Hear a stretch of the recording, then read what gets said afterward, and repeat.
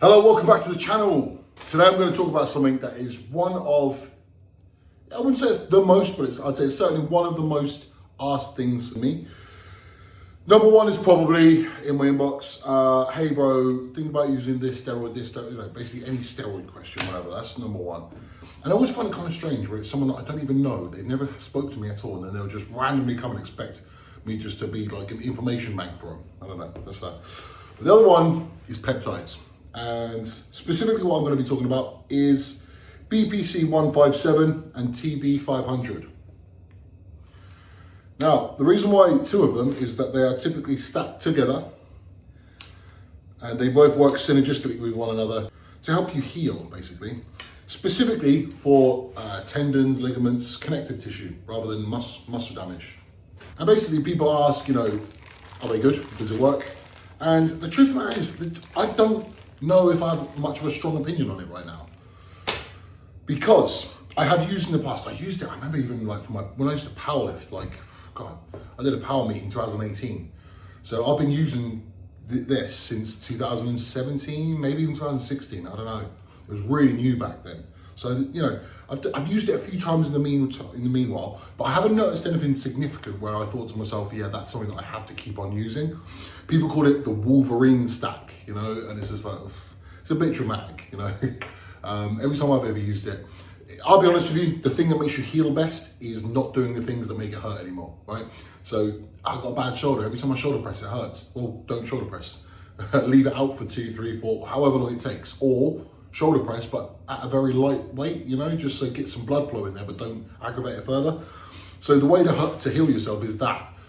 Eat good food, rest/sleep well, keep re-aggravating the injury. Massage kind of gives you temporary relief, but it doesn't actually solve the issue. So yeah, anyway, then on top this, let's say the jury's out for me personally. I don't know how I feel about it. So another thing people ask is how to mix it. Really, really easy. So it comes, each one is 5 milligrams. Yeah, they're both 5 milligrams. And this is backwater, bacteriostatic water, which is sterile water. And the way to mix it is very, very easy. So what I do is I take out 50 air, which is basically the whole of the insulin syringe. Get rid of the air. Yeah, so it's 50 there. And I'll just put that into this. Very, very easy. Just put it into the top and squeeze. Simple as that. And yeah, again, there is no set amount. I mean, I could put as much water as I want in there. It doesn't, there's 5 milligrams of product in this here. However much water I put in there, it doesn't change the fact that there's 5 milligrams of product, right? So I find, very, very simply, don't overthink it. 50 in that one as well. So fill up the insulin syringe. So now the other one without the water in it.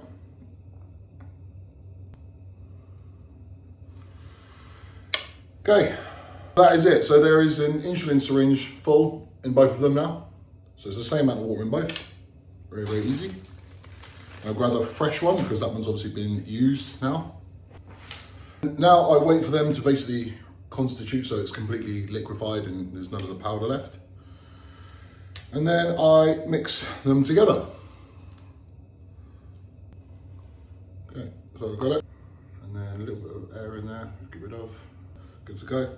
Mix that in with the other one, which other liquid in there.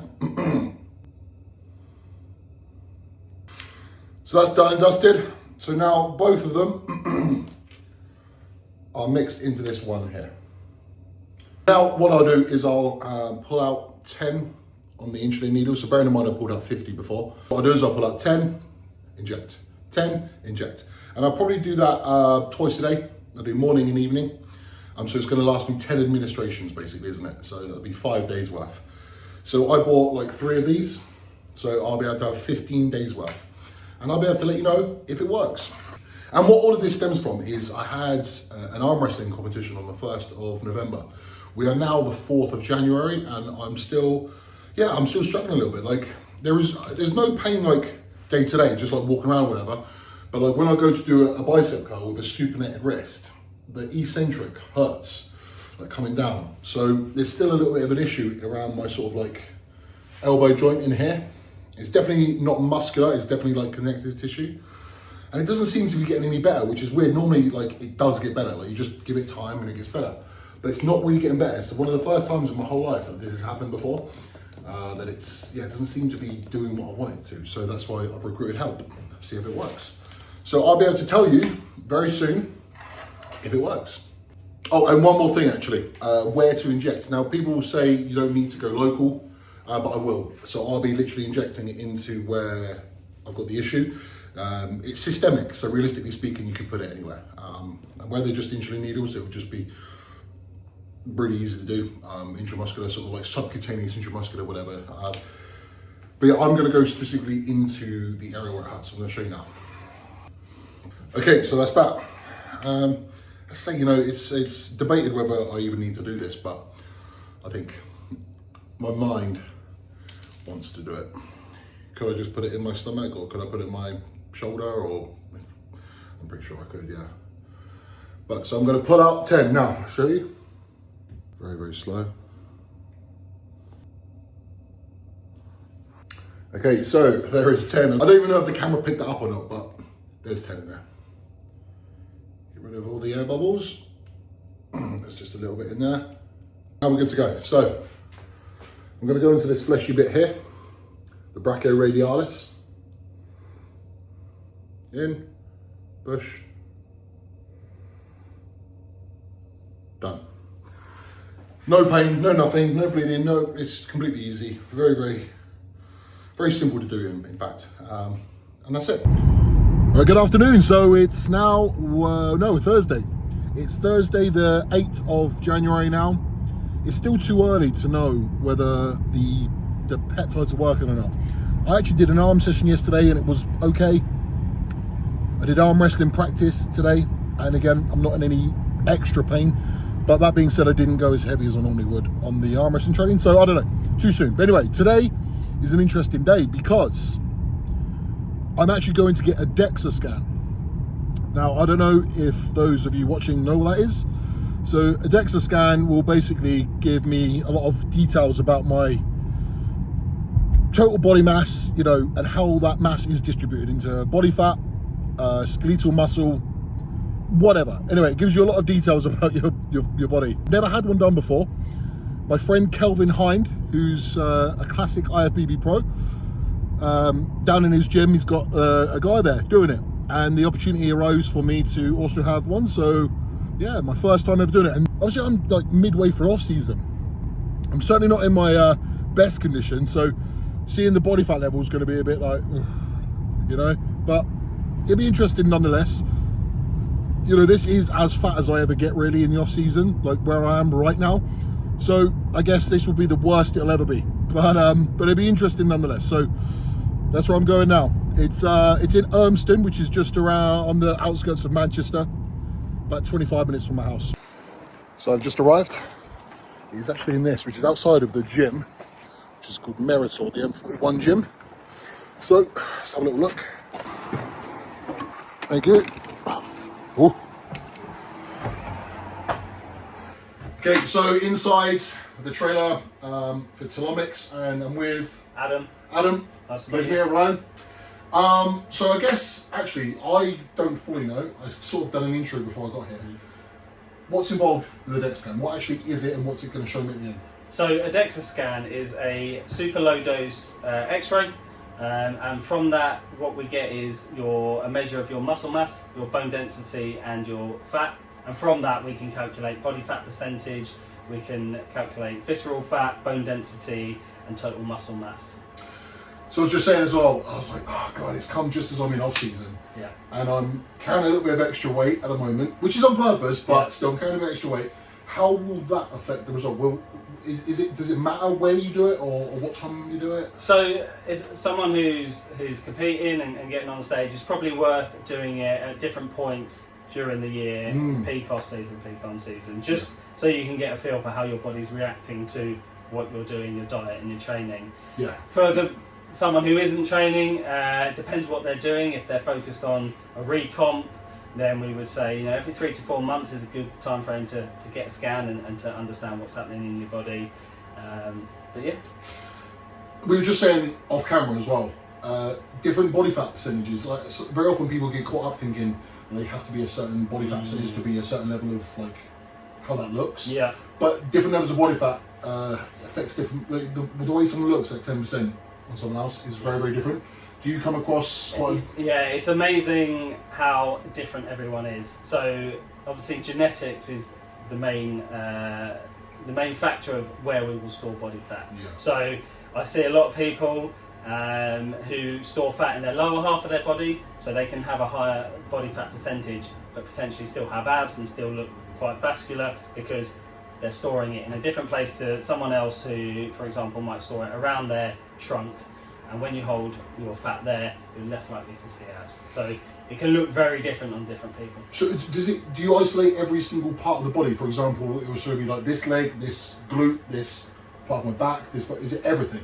Yeah, so what we do with the results is we're going to segment your body. So we're going to give you your bone, muscle and fat and body fat percentage for your left arm, your right arm, your trunk and your left and right leg. So with that we can pick up muscle imbalances and we can just look at how well muscled you are in each area. You said that this was originally made for like elderly people. So how is that going to affect bodybuilders on the larger side? Yeah, so you're absolutely right. These machines were originally invented for measuring bone density, diagnosing osteoporosis. This is 30, 40 years ago. Within a few years they realised how good these are at measuring the other tissues in the body, so the muscle and the fat. So yes, there is a weight limit and a size limit. You're going to be fine. You're a little bit wider, so what we can do for the larger guys is we do a symmetry scan, so that would just take the right arm and repeat it for the left. Okay. It's completely normal, and we do that a lot for the bigger guys. But most people are fine and fit in this scan area, and we get a nice clear picture of their whole comp. What was that thing you said off camera? This is just from ego. What did you say as well? Might be the largest guy you've seen. Oh yeah. I think you're probably the biggest guy. There you go. I had to include that bit as well. Thank you very much, man. Let's get started. Yeah.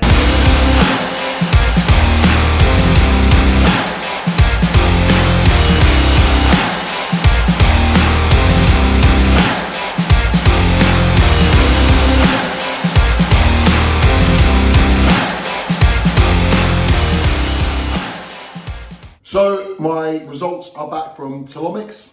The DEXA scan results are in. So, do you know, one of the things I found when sitting in that machine, it actually took 7 minutes to do. When you're told to not move, like it was quite important that I didn't move at all. The first thing you want to do is fucking move. So yeah.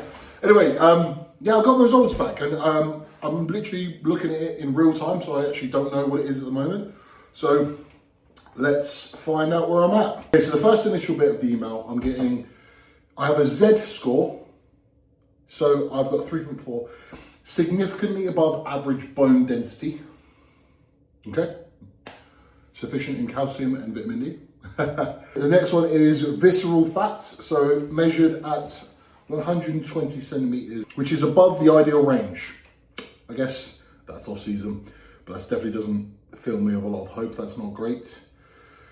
Muscle mass, you have significantly above average muscle mass compared to your peers, maintaining your muscle mass. Yeah, yes. Bear in mind, I'm peak off season at the moment, you know. This is as fat as I'm going to be. It's definitely as fat as I'm going to be. I'm not hugely uncomfortable, but I definitely wouldn't want to get any more so than I am now.